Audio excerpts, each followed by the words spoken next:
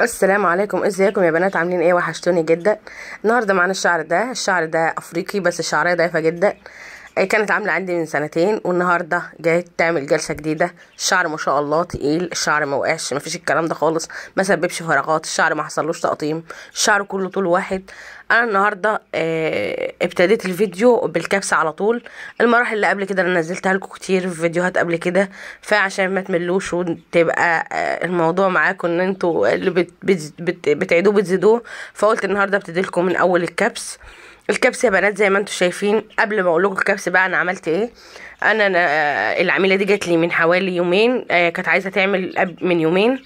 لقيت شعرها فيه كميه زيوت مش طبيعيه، زيوت كتير. انا حسيت ان الشعر لا خلاص لازم محتاج ان هو يتغسل اكتر من مره، فروحتها قلت لها اغسلي بشامبو كلير الرجال، خلصي ازازه الشامبو على شعرك، خلصيها ولما تخلصيها تعالي لي. خلصت ازازه الشامبو، مجرد ما جيت انا شفت الشعريه لقيت الشعريه نظيفه، رحت واخداها على الحوض غسلت لها برده بكلارافاينج، واكدت ان الشعريه نظيفه جدا علشان ابتدي اشتغل في الشعر.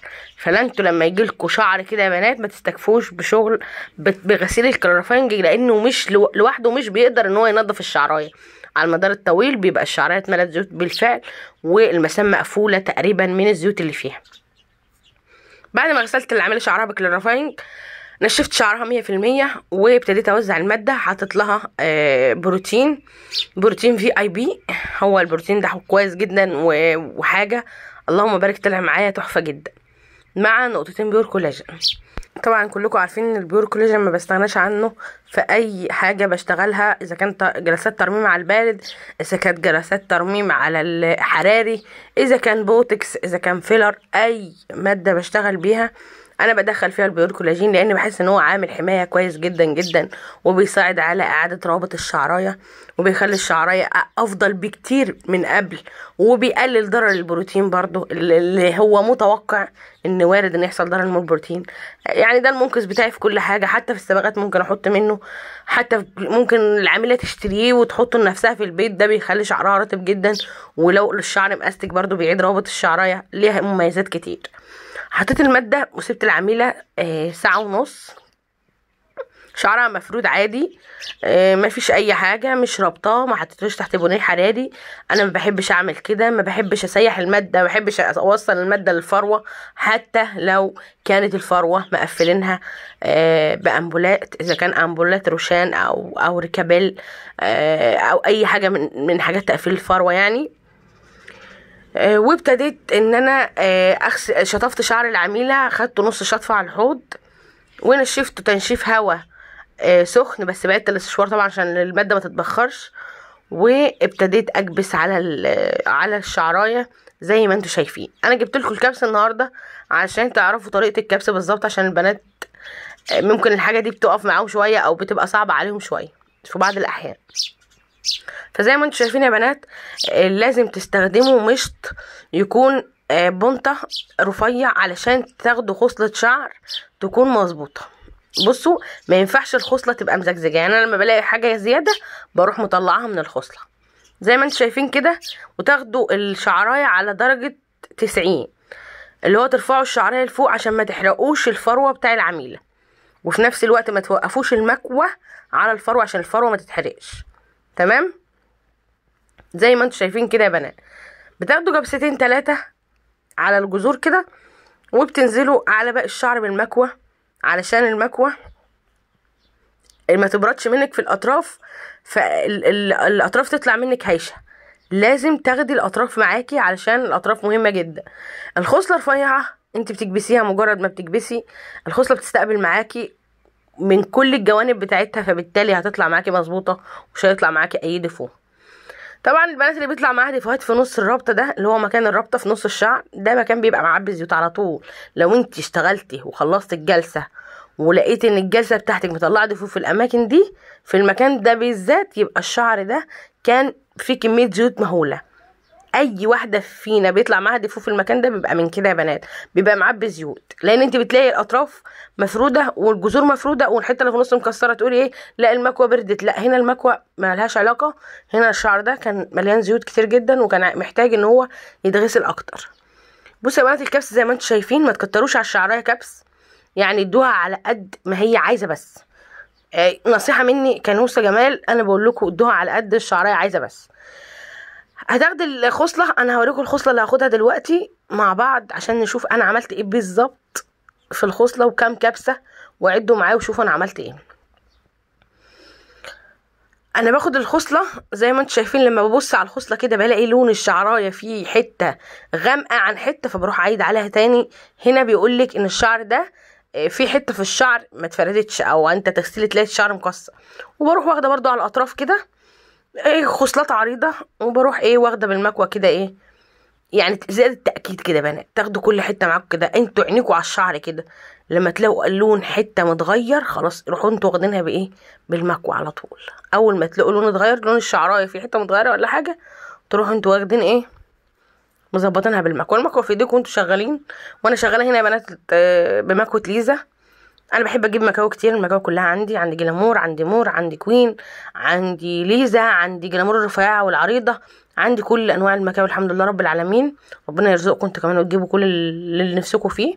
انا هاخد الخصله دي قدامكم اهو اوريكم زي ما انتوا شايفين كده يا بنات. انا بمشي بالراحه، انا بوريكم الكبسه وانا مش مسرعه الفيديو ولا اي حاجه عشان تاخدوا بالكم. اعتبروا ان ده كورس، بس كورس بدون مقابل اهو زي ما انتوا شايفين. اكبسي، تمسكي المكوه، تمسكي الخصله في ايديكي، المكوه ماشيه قدامك، شوفي الشعريه لونها اتغير فين، شوفي اني حته مش ما اتكبستش كويس، الاطراف اهي بتفتح معايا على طول. بصوا شايفين، بصوا يا بنات اهو، دي 3 كبسه ولا ربع كبسه اهو. وبمشي بسرعه، يعني انا هنا مش مسرعه الفيديو، انا سبت اللي هناك اهو، سبت الجزء اللي هناك وجيت على هنا.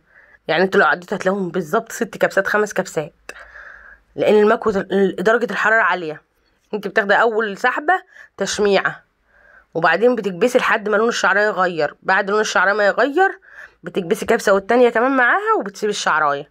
ما تديش الشعرايه اكتر من طاقتها، وما تديهاش اقل من حقها. يعني خليكي عينيكي اللي شايفه على طول، ما تحفظيش قد ما تكون عينيكي انتي اللي بتشتغلي، ما تبقيش حافظه مش فاهمه. لا نوسه بتقول كذا كذا، انا نوسه بتقول كذا كذا بس انا عيني على الشعرايه. ما ممكن اقول لك اعملي 3 كبسات وانت تروحي تعملي 3 كبسات والشعر يطلع بايظ منك. نوسه بتقول معلومه، انت بقى تطوري من نفسك. يعني حتى لو انا بقول حاجه وانت بتشتغل بطريقه تانية ما تسمعيش كلامي لو انت مرتاحه في طريقتك. انا مجرد بوصل معلومه عندي وخلاص، يعني بوصل تكنيك شغلي اللي هو بيطلع معايا مظبوط. عجبك طريقتي تمام، ما عجبكيش طريقتي وانت مرتاحه في طريقتك كملي فيها، مفيش اي مشكله. هنا كنت خلصت الشعر الكبس يا بنات كله. بصوا لو تلاحظوا الشعر كله لون واحد، مفيش حته فاتحه مفيش حته غامقه. هنا تعرفي ان الشعر ده اتكبس كويس وهيطلع معاكي كويس. سبت الشعر حوالي ربع ساعه يبرد، واخدت العميل على الحوض اغسل شعرها. هنا بقى سر اللمعه، يعني نوسه سر اللمعه دي في ايه؟ هنا سر اللمعه يا بنات. انا بغسل الشعر كويس جدا بالشامبو، بنزل كل الماده اللي فيه، بلس ان انا غاسله في نص شطفه، فبالتالي الماده مش تقيله على الشعر، مفيش ماده كتير في الشعر مخليه الشعر باهت. لا انت اصلا مخفيه الماده في الشطف، وبتغسلي كويس قوي في الاخر. انا بغسل كويس قوي قوي قوي في الاخر، كمان بنزل الماده تماما. طبعا لازم تستخدمي مجموعه عنايه زيرو صوديوم وزيرو سلفات. انا هنا بستخدم مجموعه بون روز كويسه جدا، بحبها قوي قوي. انا بغسل العميله بس يا بنات بشامبو، ما بحطش بلسم ولا سيرم ولا اي حاجه، او ما بحطش بلسم ولا حمام كريم. في ناس بتحط حمام كريم وفي ناس بتحط سيرم، دي حريه برضو شخصيه، مفيش اي مشكله. بس المهم ان انت تنضفي الشعريه قوي قوي زي ما انت شايفاني كده. ده الغسيل كمان ليه؟ عشان الماده ما تفضلش في الشعر والفروه تتحسس او يحصل لا قدر الله اي حاجه. زي ما انت شايفه كده بالظبط، اعملي زي ما انت شايفه بالظبط، اعملي يعني اسمعي كلامي، يمكن لربما كلامي يبقى كويس معاكي. هنا خلاص بنشف الشعرايه. الشعرايه هي بنات، الشعرايه اختلفت 180 درجه، 180 درجه. الشعرايه كانت باهته، كانت ضعيفه. الشعرايه ما شاء الله بقت بتلمع، بقى فيها حيويه. نفسيه العميله كمان هتتغير، وانت كمتخصصه لما تلاقي شعر بدون ديفوهات انت كمان نفسيتك هتتغير. طبعا لازم تفهموا العميله ان لازم تستخدم مجموعه عنايه وتكون زيرو صوديوم وزيرو سلفات. تابعوا مع العميله لو في اي تساقط او في اي حاجه لا قدر الله ممكن تجيبيها تعملها جلسات تساقط. الترطيب لازم الشعر المفروض بروتين يترطب، مهما كانت المتخصصه عامله ترطيب للشعرايه فهو لازم الشعر يترطب هو كمان من العميله. ما تنامش بشعرها مبلول، ما تربطوش مبلول، ما تلفش الطرحه عليه مبلول 10 ايام ما يتربطش لحد ما يتغسل غسلتين 3. الحاجات دي كلها بتفرق يا بنات. لو حصل لا قدر الله اي تساقط بعد كده تابعي على طول، تابعي العميله وانتي يعني كعميله مش متخصصه الكلام ده للعملاء. لو حصل اي حاجه لا قدر الله ممكن تكلمي المتخصصه بتاعتك وتقول لها والله حصلت 1 2 3. هما كخبره هيعرفوا برضو ممكن يتعاملوا معاك ازاي. اذا كان بقى انيميا، اذا كان فعلا تساقط بسبب البروتين، اذا كانت محتاجه يعني جلسه تقويه لبصيله الشعر، او منتج تحطيه في الفروه عشان شعرك ما يقعش. كل الحاجات دي الشعر زي ما انتم شايفين بيلمع وطري وجميل وما شاء الله تبارك الرحمن. وانا فرحانه بالبنات جدا، البنات اللي معايا واللي بيتعلموا مني حتى لو حاجه بسيطه. انا فرحانه بيهم جدا وفرحانه بكلامهم جدا وفرحانه بدعواتهم ليا، وانا بدعي ربنا من قلبي ان ربنا يرزقهم ويوسع عليهم وكل واحده تبقى عندها اكبر بيوتي سنتر في الدنيا.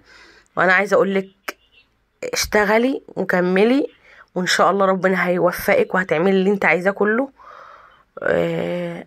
ومفيش حاجه بتقف وان شاء الله خير، وربنا هيرزقك وهيوفقك في حياتك وما تخليش حاجه توقفك. ولما شغل يطلع منك فيه ديفو ما تخافيش، كملي وان شاء الله ربنا هيرزقك وهيوفقك. وكلنا حصل معانا كده في الاول وده طبيعي، وما تيأسيش ابدا ابدا، ومحدش يحطمك، محدش يقولك لا ما تشتغليش انت مش قد الشغلانه. لا، كلنا كنا كده وكلنا ما كناش قد الشغلانه. ما تخافيش ان شاء الله ربنا هيرزقك وهيوفقك وهتبقى احسن حد في الدنيا. وانا عايزه جمهور نوسة جمال كله يبقى مفيش حد زيه، وعايزاكم كلكم بلا استثناء تشتغلوا وتتوفقوا في حياتكم. ربنا يرزقكم يا حبايبي، بحبكم جدا في الله. عندي بيج على الفيسبوك اسمه نوسة جمال، اتمنى تتابعوني وتدعموني هنا. اللي بيتفرج على الفيديو لاول مره يعمل اشتراك في القناه وتعملوا لايكات كتير، وعايزه كومنتات كتير وهجاوب على اسئلتكم. يلا يا بنات، سلام.